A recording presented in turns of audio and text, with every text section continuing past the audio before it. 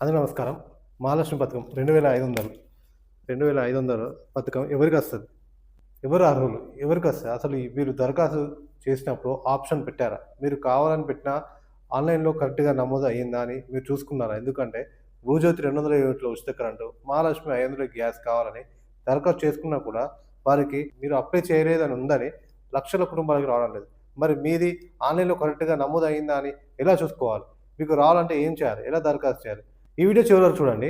ప్రజాపాలన ద్వారా దరఖాస్తు చేశారుగా, అందుకే ప్రజాపాలన గురించి చెప్తాను. ప్రజాపాలన, ప్రజల వద్దకి పాలన.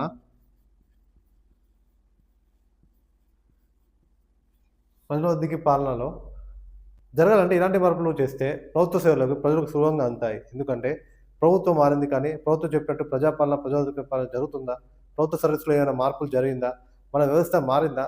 నేను గత సంవత్సరం పంపిన మళ్ళీ ఇప్పుడు పంపిన ప్రజల సమస్యలు ఒకటేనా ప్రజాపాలన, ప్రజలకి పాలన? ఈ టాపిక్ గురించి ఈ వీడియోలో మహాలక్ష్మి పథకంతో పాటు పేద మధ్యతరగతి ప్రజలకి సులువుగా ప్రభుత్వ కార్యాలయాల్లో సేవలను ఎలాంటి మార్పులు చేస్తే ప్రభుత్వం సేవలు ఎలాంటి ఇబ్బందులు, సమస్యలు లేకుండా అందుతాయి. నాకు వచ్చిన ఆలోచనని నేను 2 సార్లు ప్రభుత్వం పంపాను. దాన్ని నేను పక్కన చూపిస్తున్నాను.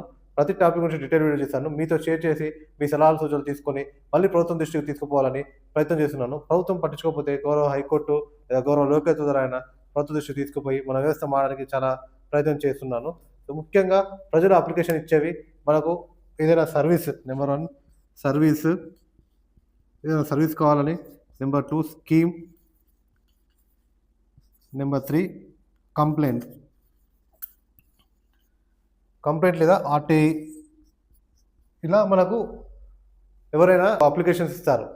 సో, అన్ని ప్రభుత్వ కార్యాలయాల్లో ఆఫీస్ పూర్తి స్థాయిలో ఆఫీస్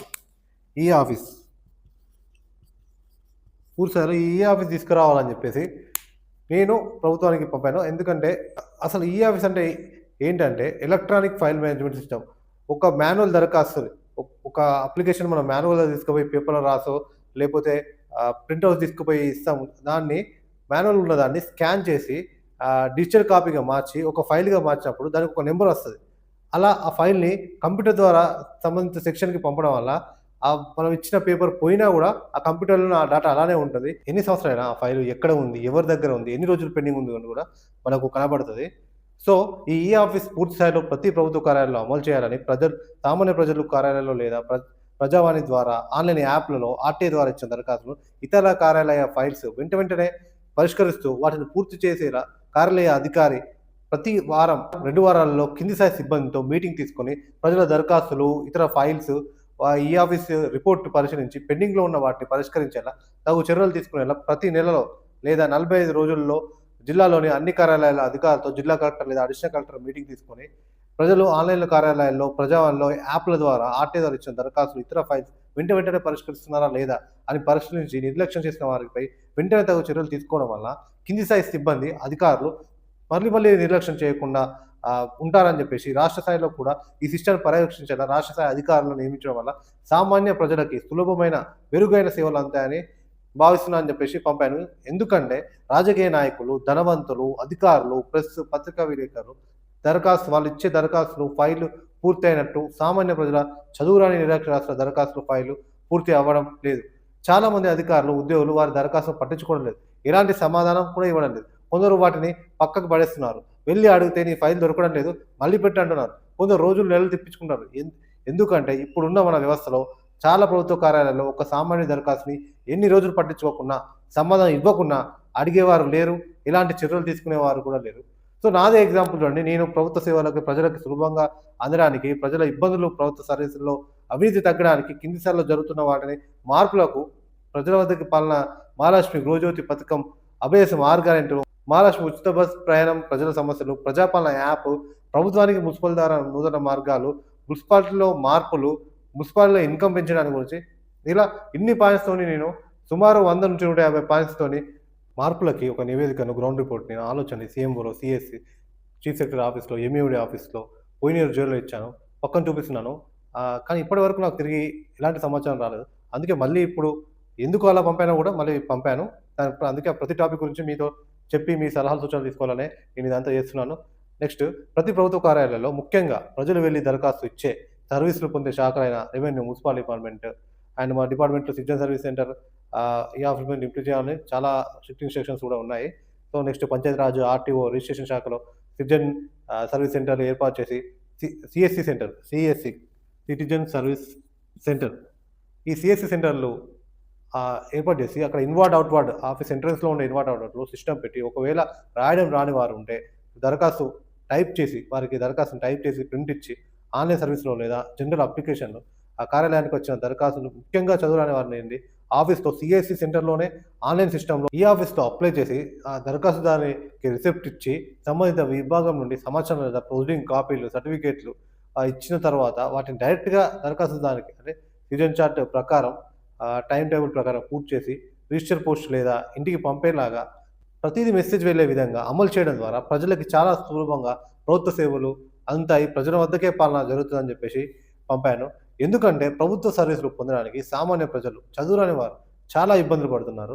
కొన్ని సందర్భాల్లో ప్రభుత్వ కార్యాలయంలో ఒక అప్లికేషన్ రాయండి అని అడిగితే, ఏం పని లేని వారు ఖాళీగా ఉన్న కూర్చున్న ఉద్యోగులు కూడా నాకేం పని లేదా అని కసిరించుకుంటున్నారు. కొందరు వారిచ్చిన అప్లికేషన్‌కి కార్యాలయం నుండి సమాధానం ఎప్పుడొస్తది? అనుమతి ప్రొసీడింగ్స్ ఎప్పుడిస్తారు? మరికొందరు ఆఫీస్ చుట్టూ తిరిగే వాళ్ళు కూడా ఉన్నారు. అందుకే ఇలా మార్చడం వల్ల ప్రజలకు చాలా ఇబ్బంది తగ్గుతాయని చెప్పేసి అలా ఒకటి పంపడం జరిగింది. నెక్స్ట్ ప్రభుత్వ సేవలు వాటిని అప్లై చేసే విధానం అంటే ఆన్‌లైన్ సేవలు, కార్యాలయంలో అప్లికేషన్స్, కంప్లెయింట్స్ ఇచ్చేటియి టీజీ మీ సేవ, సిటిజన్ మున్సిపల్ బాడీ, టీజీ గమ్య యాప్, టీజీ ఎన్‌పీఎస్ యాప్ ఈ 4 యాప్స్ గవర్నమెంట్ యాప్స్. సో, ఈ యాప్స్ గురించి కూడా చాలా మందికి తెలియదు. సో, వాటిని గురించి కూడా అవగాహన ఉండడానికి ఈ యాప్‌లు వినియోగించడానికి వాటిని చర్యలు తీసుకోవడం అంటే ప్రతి సర్వీస్‌ని ఎలా అప్లై చేయాలో పూర్తి సమాచారం ప్రాసెస్‌ని వీడియో ద్వారా యూట్యూబ్‌లో అప్‌లోడ్ చేయడం వల్ల ప్రజలు వారి సమస్యలకి ప్రభుత్వ సర్వీసులకి సులభంగా దరఖాస్తులు, ఫిర్యాదులు చేస్తారు. ప్రజాపాలన లెటర్స్ కూడా ఈ యూట్యూబ్ లింకులతో ప్రజాపాలన లెటర్స్ అంటే ప్రతి గవర్నమెంట్ సర్వీస్ గురించి ఒక ఎలా దాన్ని అప్లై చేయాలి అనే దాని గురించి పబ్లిక్‌కి ఒక లెటర్ ద్వారా అయినా పంపి వాటి కింద కూడా ఒక యూట్యూబ్ లింక్ అన్నా పెట్టేసి ఈ లెటర్స్ ఇంటికి పంపడం ద్వారా ప్రభుత్వ సేవల గురించి కూడా ప్రజలకి చాలా అవగాహన కలుగుతది. మున్సిపాలిటీ కూడా తయారు చేశాను. అది నేను పక్కన చూపిస్తున్నాను. మున్సిపాలిటీలో ఉండే సర్వీస్‌ల గురించి ఏ సర్వీసెస్ ఉండాలి, అందులో ఏమేమి ఉంటాయనేది కూడా అన్నీ వాటిని ఒక లెటర్ తయారు చేశాను. అట్లా ఈ ప్రజాపాలన లెటర్ ఇవ్వడానికి అది కూడా చేశాను. అది చూపిస్తున్నాను. ఎందుకంటే ప్రభుత్వ సర్వీసులు చాలా వరకు ఆన్‌లైన్ చేయడం వల్ల చాలామంది ప్రజలకి వాటి మీద అవగాహన లేదు. వాటిని ఎలా దరఖాస్తు చేయాలో, వాటికి తిరిగి ప్రొసీడింగ్స్ వాటి యొక్క ఆన్‌లైన్ నుంచి ఎట్లా డౌన్‌లోడ్ చేసుకోవాలో కూడా చదువుకున్న వారికి కూడా ఎలా అప్లై చేయాలో తెలియక ఆన్‌లైన్ సెంటర్ వాళ్ళ మీద, మీడియేటర్ల మీద అప్లై చేయిస్తూ, ఎక్కువ ఫీజులు ఇస్తూ, లంచాలు ఇస్తూ మోసపోతున్నారు. సో, ఇప్పుడు మహాలక్ష్మి 2500 ఆన్‌లైన్‌లో ఈ 2500 గురించి ఆన్‌లైన్‌లో అప్లికేషన్ ఇచ్చినప్పుడు మన ప్రజాపాలన అప్లికేషన్ ఇచ్చినప్పుడు మనకు అదంతా ఆన్‌లైన్‌లో ఎంటర్ చేయడం జరిగింది. సో, ఆన్‌లైన్ ఎంట్రీ దాంట్లో మనకు యెస్ ఆర్ నో అనే ఆప్షన్స్ ఉన్నాయి అందులో ఉంటాయి. అంటే నేను చూపిస్తాను. సో, ఇలా ఇది అభయసంది ఆన్‌లైన్ ఎంట్రీ అయింది. ఇందులో మనకు కింద ఇక్కడ ఉంటది. ప్రతి నెల 2500 ఆర్థిక సాయం.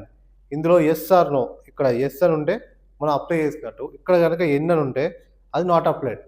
సో, అలా మీరు మీ యొక్క మున్సిపాలిటీకో, పంచాయతీకో, మండల ఆఫీస్‌కో వెళ్లి మీ రేషన్ కార్డు లేదా మీ అప్పుడు దరఖాస్తు ఎవరైతే చేశారో వాళ్ళ ఆధార్ కార్డ్ తీసుకొని వెళ్లి మహాలక్ష్మి పథకానికి మాది యెస్ అని ఉందా?